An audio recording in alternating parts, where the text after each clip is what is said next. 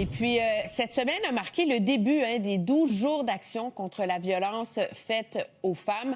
C'est une réalité qui est encore beaucoup trop présente dans notre société, on le sait. Puis pour marquer le coup, la députée solidaire Uba Ghazal y est allée d'une vidéo coup de poing, dans laquelle elle lit certains des messages qu'elle a reçus.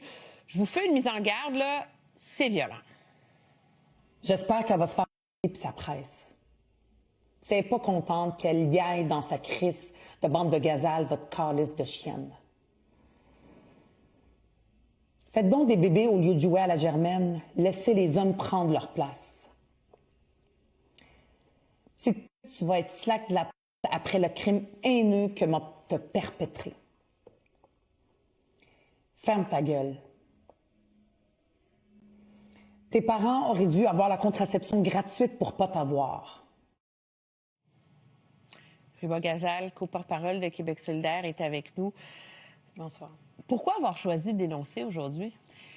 Ben, Est-ce que c'est pas nouveau que vous recevez des messages haineux dans ce genre-là? Oui, là? j'en reçois de plus en plus violents. Là, depuis que je suis devenue chef parlementaire, je suis plus présente dans les médias, donc plus connue, donc j'en reçois plus.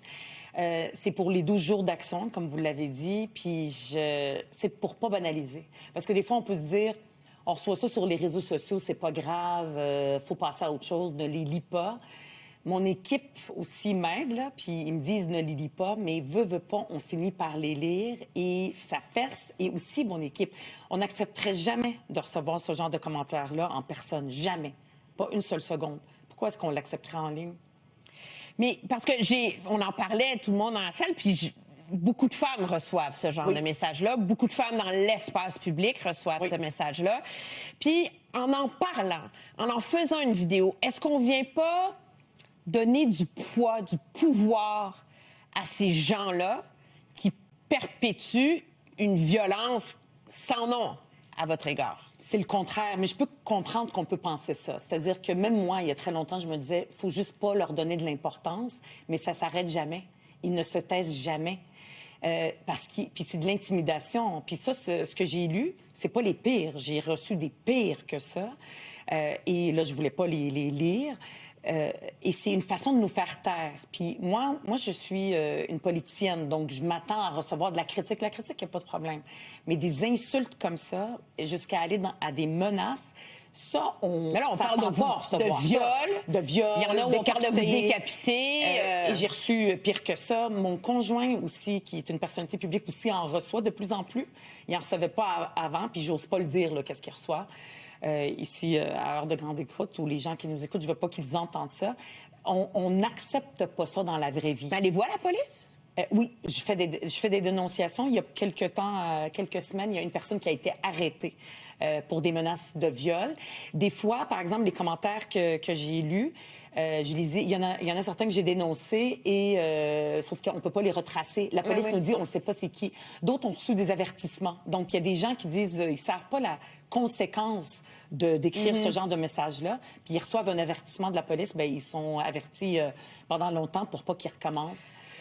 Les insultes, c'est une chose, vous l'avez dit, mais il y a une réalité aussi, puis c'est que quand il s'agit de femmes, il y a un élément de violence sexuelle en plus.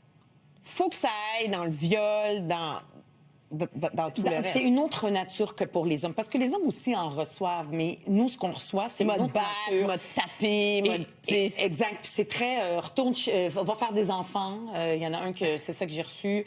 Parce que moi, je fais beaucoup de publications sur les femmes, des publications féministes sur les violences que les femmes reçoivent ou la contraception gratuite, par exemple. Et donc, ils me disent, ben occupe-toi d'autres choses. Pourquoi est-ce que tu prends la parole? Arrête de parler.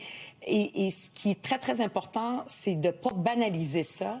Puis depuis, ça fait quelques heures que j'ai lu ça, je reçois beaucoup de commentaires de femmes qui me disent « Merci de parler pour nous ». Je ne le fais pas pour moi. Moi, je suis une politicienne. Je me suis fait une carapace, là, à la longue. Mais je le fais vraiment pour les femmes. Vous avez un garde du corps. Et j'ai même aussi un garde du corps. Ce qui n'est pas le cas de plein de femmes. Ben non, la majorité du monde. Là, je veux dire, j'ai jamais eu ça avant d'être chef parlementaire. Même comme 5 députés, Mais êtes-vous contente d'en avoir un dans ce contexte-là? Oui. Et oui, moi, j'ai des femmes, j'ai des amies qui sont dans l'espace public, mais qui sont pas dans le domaine politique. Puis des fois, elles interviennent. Puis c'est elles qui gèrent leurs réseaux sociaux au complet. Donc, une fois, j'ai parlé avec une amie, j'ai dit, tu devrais parler de tel sujet. Elle dit, il y a pas longtemps, j'ai pris la parole sur un sujet politique. J'en ai trop reçu, je suis pas capable, ça me fait même peur, je veux arrêter de le faire. Donc, c'est une sorte de censure des femmes. On intimide les femmes pour qu'elles se taisent. Faut pas que ça marche.